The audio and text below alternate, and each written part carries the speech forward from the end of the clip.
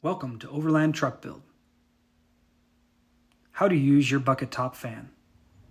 Fill a regular 5-gallon bucket with water.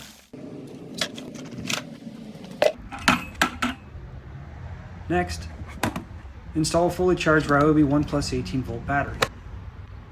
On the bottom of your fan, there are 2 hoses.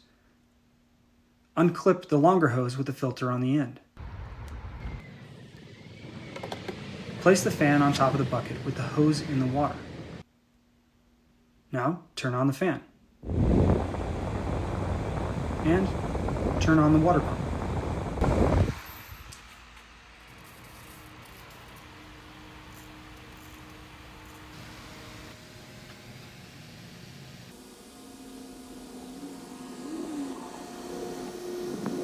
The end of the hose must be submerged in the water.